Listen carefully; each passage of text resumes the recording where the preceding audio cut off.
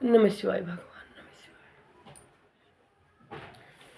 तारकासुर के सताए हुए देवताओं का ब्रह्मा जी को अपनी कष्ट कथा सुनाना, ब्रह्मा जी का उन्हें पार्वती के साथ शिव के विवाह के लिए उद्योग करने का आदेश देना, ब्रह्मा जी के समझाने से तारकासुर का स्वरूप को छोड़ना और देवताओं का वहां रहकर लक्ष्य सिद्धि के लिए यत्नशील होना।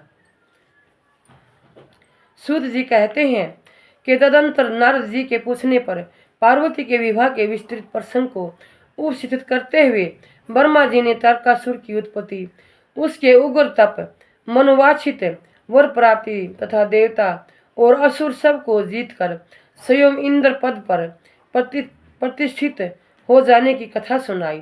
तत्पश्चात ब्रह्मा जी ने कहा, तारकासुर तीनों लोकों को अपने वश में करके जब स्वयं इंद्र हो गया तब उसके समान दूसरा कोई शासक नहीं रह गया। वह जितेंद्रिय असुर त्रिभुवन का एकमात्र स्वामी होकर अद्भुत ढंग से राज्य का संचालन करने लगा। उसने समस्त देवताओं को निकालकर उनकी जगह दैत्यों को स्थापित कर दिया और विद्याधर आदि देव योनियों को स्वयं अपने कर्म में लगाया। मुन्ने, तदंतर तारकासुर के सताए हुए इंद्र आदि संपूर्ण देवता अत्यंत व्याकुल हो अनाथ होकर मेरी शरण में आए। उन सब ने मुझ प्रजापति को प्रणाम करके बड़ी भक्ति से मेरा सत्वन किया और अपने दारुण दुख की बातें बताकर कहा, प्रभु आप ही हमारी गति हैं, आप ही हमें कर्तव्य का उपदेश देने वाले हैं, आप ही हमारे दाता एवं उद्धारक हैं। हम सब देवता तारकासुर नामक अग्नि में जलकर अत्यंत व्याकुल हो रहे हैं। जैसे सन्निपात रोग से प्रबल औषधि भी निर्बल हो जाती हैं, जैसे सन्निपात रोग से प्रबल औषधि भी निर्बल हो जाती हैं, उसी प्रकार उस असुर ने हमारे सभी क्रूर उपायों को बलहीन बना दिया है। भगवान विष्णु के सुदर्शन चक्र पर भी हमारी विजय की आशा अवलंबित रहती है, परंतु वह भी उसके कंठ पर कुंठित हो गया। उसके गले में पड़कर वह ऐसा प्रतीत होने लगा था मानो उस असुर को फूल की माला पहनाई गई हो। मुन्ने, देवताओं का यह कथन सुनकर मैंने उन सब से समुचित बात कही। देवताओं, मेरे ही वरदान से दैत्य तारकासुर इतना बढ़ गया है, अतः मेरे हाथों ही उसका वध होना उचित है। जो जिससे पलकर बड़ा हो उसका उसी के द्वारा वध होना योग्य कार्य नहीं है। विषय के वृक्ष को भी यदि स्वयं सींच कर बड़ा किया गया हो तो उसे स्वयं काटना अनुचित माना गया है।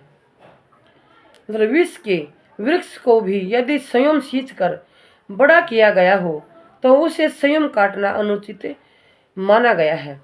तुम लोगों को सारा कार्य करने के योग्य भगवान शंकर हैं, किंतु वे तुम्हारे कहने पर भी स्वयं उस असुर का सामना नहीं कर सकते।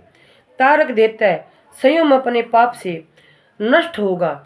मैं जैसा उपदेश करता हूँ तुम वैसा कार्य करो।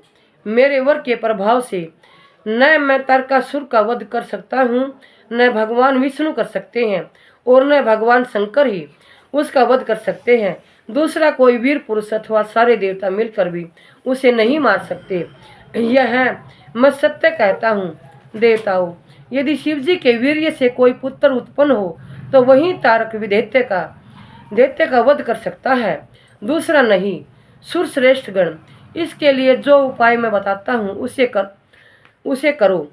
महादेव जी की कृपा से वह उपाय अवश्य सिद्ध होगा। पूर्व काल में जिस दक्ष कन्या सती ने दक्ष के यज्ञ में अपने शरीर को त्याग दिया था, वही इस समय हिमालय पत्नी मेनका के गर्भ से उत्पन्न हुई है। यह बात तुम्हें भी विदित है। महादेव जी उस कन्या का पाणी ग्रहण अवश्य करेंगे। तथापि देवताओं, तुम स्वयं भी इसके लिए प्रयत्न करो।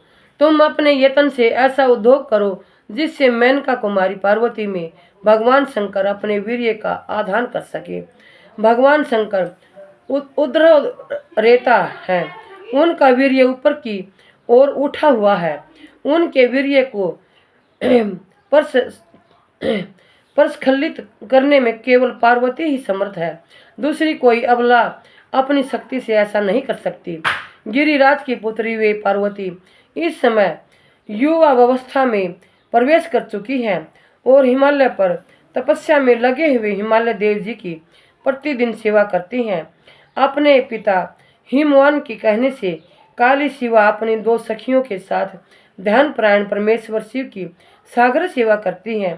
तीनों लोकों में सबसे अधिक सुंदरी पार्वती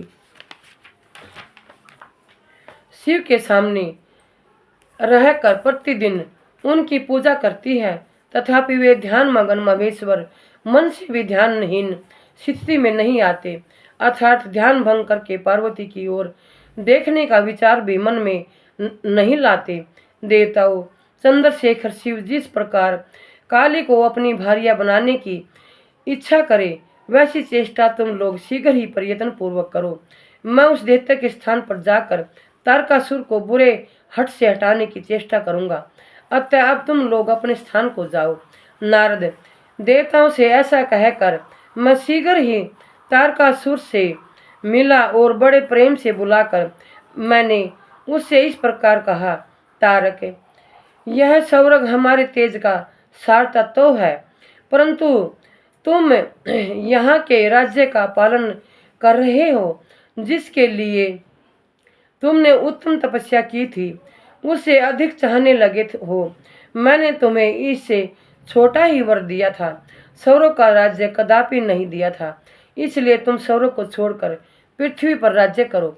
असुर श्रेष्ठ, देवताओं के योग जीतने पर भी कार्य हैं, देवताओं के योग जितने भी कार्य हैं वे सब तुम्हें वहीं सुलभ होंगे। इसमें अन्यथा विचार करने की आवश्यकता नहीं है। ऐसा कहकर उस असुर को समझाने के बाद मैं शिवा और शिव का स्मरण करके वहां से अदृश्य हो गया। तारकासुर भी स्वर्ग को छोड़कर पृथ्वी पर आ गया और शोणितपुर में रहकर वह राज्य करने लगा।